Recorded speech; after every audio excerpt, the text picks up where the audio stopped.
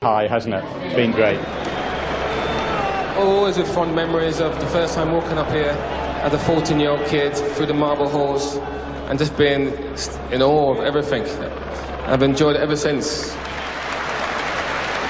It's been amazing. I can't believe the reception that the men got today. 4-2. Great result. I've been an Arsenal fan my whole life, so to come here today and experience what I've experienced is just something that, you know, my camera's got it all, something that I will never forget. Well, I'm still having goosebumps, as you say here, and it's an amazing feeling. I'm really enjoying it. It's fantastic. It's got a double meaning for me, of course, saying goodbye to Highbury, and yeah, basically the last league game I was ever involved in, so it's just kind of special, yeah. It's just amazing. I was saying early on that I think we are not realizing that that was the last game. What an amazing place. I think no one wants to leave. I don't want to leave. I don't want to leave. No one wants to go. I think Highbury will get remembered for lots of things, with the great traditions, the great stability of the club over so many years, and there's a lot to be said for that, and that's what's made this club a great club. I've been walking in these marble halls for 60 years, but it's been an emotional day, and I've had sort of tears in my eyes most of the day, but what we're doing is certainly the right way forward. It is a special club with special achievement, and I feel as well that we have special values at this club, and of course we want to transfer that to our new ground. Right now, Mr. Wenger, we would like you to look at the countdown clock and invite the Arsenal fans to count down from 10 with you. 7, 6, 5, 4, 3, 2,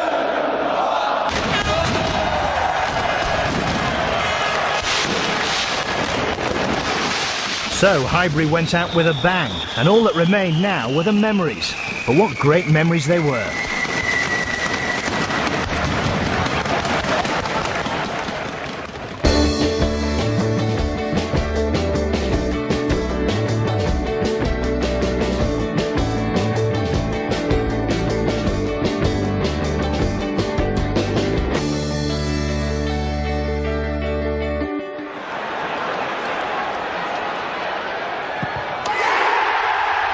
How fitting that the last goal at Highbury was scored by one of the finest players ever to grace its hallowed turf.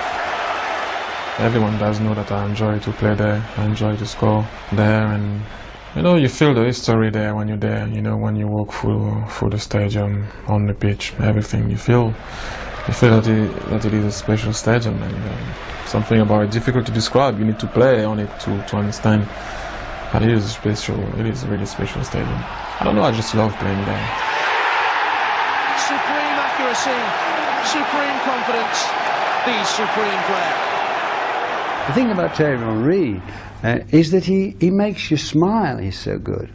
It's like when you hear a great singer, or you look at a great painting, and you look at it, and you just involuntarily, you're smiling, you know. And he does witty things, he does funny things, and that's the thing about him. Astonishing player. When we won the league in 2004, I think he had 20 assists, way more than the entire Manchester United midfield put together, as well as 30 goals. If he's playing, it gives you an extra lift.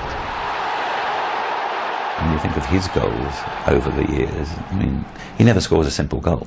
It is always a great goal. He doesn't score tap-ins. In an historic season, Thierry Henry reached his own landmark, becoming the club's all-time leading goal scorer, setting new records virtually every week. Thierry Henry scores his 100th Highbury goal. Yet another landmark for the Frenchman. So many goals out there, you know. Sometimes they were important, also, and not beautiful. Sometimes they were beautiful and not important. You know, I scored a lot of them at Highbury, to be honest. The Spurs one, the back heel against Charlton. As long as they were all important in the game, that's all that matters. Is there any end to this man's range of skills?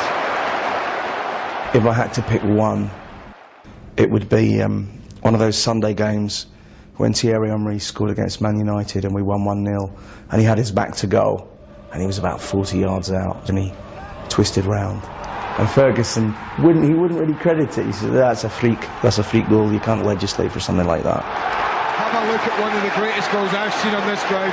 That's deliberate, that's majestic, sheer brilliance. Highbury witnessed many great goals in its 93 years, and the first was scored by George Joby against Leicester Fosse in the inaugural game in 1913. But in terms of success, it was a fallow period until Herbert Chapman was appointed manager in 1925 and brought in the great Charlie Buchan, although he'd retired before the Gunners' glory years in the 1930s, when every Arsenal player was a household name. Here you see the famous Arsenal team, last year's league champions. The Arsenal win everything except the heavyweight title and the boat race. Some of the Arsenal's big guns will now come up close and look you smack in the face. Joe Hume, such a speed merchant that Malcolm Campbell never knows whether to drive him or the Bluebird. Clifford Bastin, one of the discoveries of the late Mr. Herbert Chapman. Ted Drake. Drake is a fine centre forward and is therefore no relation to Donald the Duck. Eddie Hapgood, a great left back and England's captain. Cleverest player of all time, the inimitable Alec James. Not even Chelsea could miss this one, but Alec James will show you how it is done. Great team spirit has always been a feature of Arsenal's players, and the Gunners' golden reputation continued in the post-war period. Over to Highbury to meet the Arsenal in training.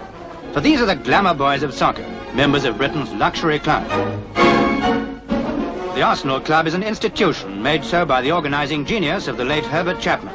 To belong to it is a privilege, and the boys have got to be good. So, up the Arsenal! It takes a special kind of player to pull on an Arsenal shirt, and every generation of fans has their own favourites. There's no shortage of candidates for a Highbury Hall of Fame. My favourite player was Jimmy Logie. He was an inside forward, a Scottish international, and he was such a favourite of mine. Although I called David, my mother after that used to call me Jimmy for years.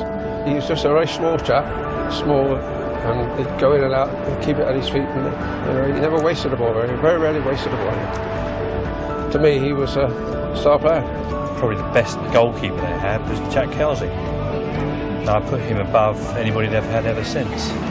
He actually kept Arsenal in the top division. George Easton was an absolutely fantastic player. I mean, first of all, he was a huge signing for Arsenal, and I remember sitting on a bus, and the bus conductor came up and asked for my fare, and I trotted out the price that Arsenal had paid for me. Because I was just so excited. I was a schoolgirl at the time, but he was an amazing player. Up comes Easton, and he scored! Framington top, what a skipper. When we done the Fairs Cup in 69-70, he come out at half time and, you know, really got the crowd behind us. We went on a bit ad-libbed. He was just that sort of player and a great person. Charlie George to me was light years ahead. You know, he was played before his time, but he loved Arsenal, lived and breathed Arsenal. Fans loved him, and it was just epitomised everything. George, he's done it! Brady was my childhood hero. He was scruffy and he wore his shirt out, and that meant a lot to me at that age when you were being told to tuck your shirt in by your sportsmaster. He is Arsenal in my mind, you know, he's the king of Highbury. Brilliant goal by a brilliant player. Tony Adams is my favourite player. It's just, as soon as he got on the field, like the presence, I just sad to see him go when he went, but it was just unbelievable to watch. No striker got a touch. David Rudcastle for me was one of the best players that Arsenal ever produced. A hard tackler, you know, just a great passer, a good skillful player, able to score goals and defend, you know, a good all-round player. Just sort of personified the Arsenal spirit really every time.